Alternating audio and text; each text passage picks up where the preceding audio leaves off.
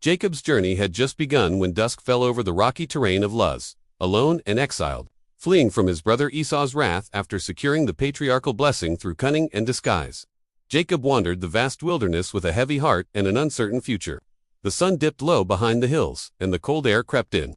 With no shelter in sight, he gathered a stone for a pillow and lay upon the earth. Sky above him littered with stars. This night would become one of the most sacred moments in his life.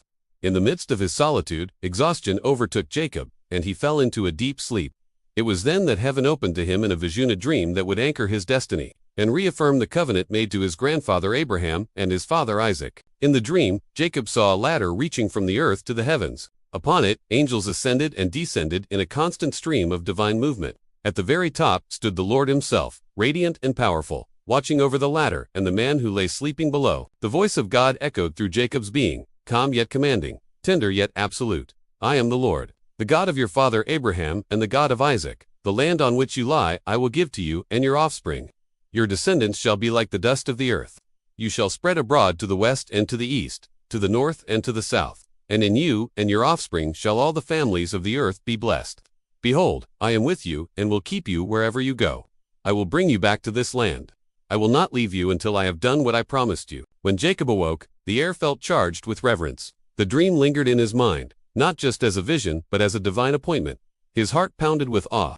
He looked around and whispered, "Surely the Lord is in this place, and I did not know it." Fear and wonder mingled within him. He rose early, took the stone he had used as a pillow, and set it upright as a pillar. Then he poured oil over it, consecrating the place.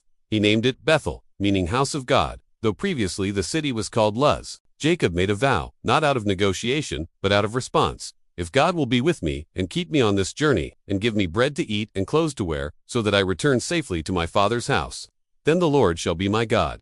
And this stone, which I have set up for a pillar, shall be God's house. And of all that you give me, I will give you a tenth. The dream at Bethel marked a spiritual turning point in Jacob's life. Until then, he had been a man defined by rivalry, by deception, and by the favoritism of his mother. He had taken much but understood little of what it meant to carry the weight of divine promise. That night, God did not rebuke Jacob for his past. Instead, he extended to him the same covenant that had defined his lineage, a covenant not earned, but bestowed by grace. The image of the ladder, or stairway, bridged the infinite gap between heaven and earth. It symbolized connection, communion, and divine accessibility. The angel's movement revealed that God was not distant, but actively involved in the affairs of his creation. And the Lord standing at the top affirmed his sovereignty and his watchfulness. Jacob's encounter at Bethel is rich with theological depth. It encapsulates the reality that spiritual awakening often comes in our moments of deepest vulnerability. Far from home, isolated, and burdened by the consequences of his actions, Jacob was met by God, not in condemnation, but in reassurance. In a broader biblical context, the latter vision prefigures the future reconciliation between God and humanity. In the Gospel of John, Jesus references this very moment when he tells Nathanael, "You will see heaven open and the angels of God ascending and descending upon the Son of Man."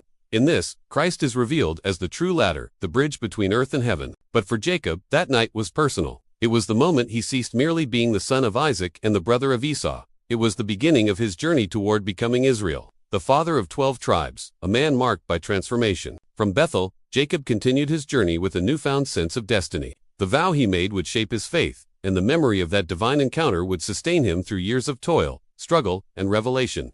As he traveled on to Laban's household, the presence of God journeyed with him, not in visible form, but in promise and protection. The vision of the ladder remained etched into his soul. It served as a reminder that God's purposes are not limited by human failures.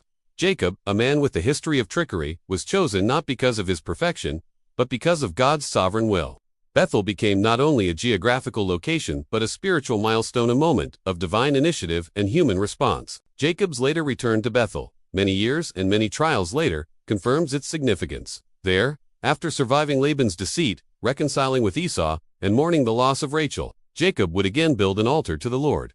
Bethel bookended the major transitions in his life, a place of beginnings, renewals, and His children, especially Joseph, would grow under the shadow of that legacy. The dream Jacob had on that starlit night would inform his understanding of dreams and their divine implications and understanding he would pass down. In time, Bethel would become a place of worship for generations of Israelites. Though later marred by idolatry, its foundational story remained pure, a testimony of a God who meets wanderers in the wilderness, speaks into uncertainty, and reveals that even in the darkest nights, Heaven is not far away. Jacob's ladder was more than a dream, it was a revelation. It signified that God's kingdom is not closed off but open to those he calls. It illustrated that divine grace is not a reward for moral superiority, but a gift given to those who are willing to receive and respond. In today's spiritual journey, Jacob's experience serves as a reminder that sacred encounters often come in lonely places, when our ambitions have led us astray, when relationships are fractured, and when all that is familiar fades, God can still speak. And when he does, he reorients our steps, renews our identity, and reminds us that his promises are irrevocable. Jacob left Bethel with nothing but a staff, yet he carried with him the assurance of God's presence. That assurance would outlast his fears, outlive his deceptions, and overshadow his weaknesses. It would lead him through love, loss, and even into wrestling with God himself. But it began with a stone for a pillow, a dream from the heavens, and a vow made in the presence of awe. The dream of Jacob's ladder remains one of Scripture's most profound revelations, a ladder of hope, a vision of grace, a path to purpose.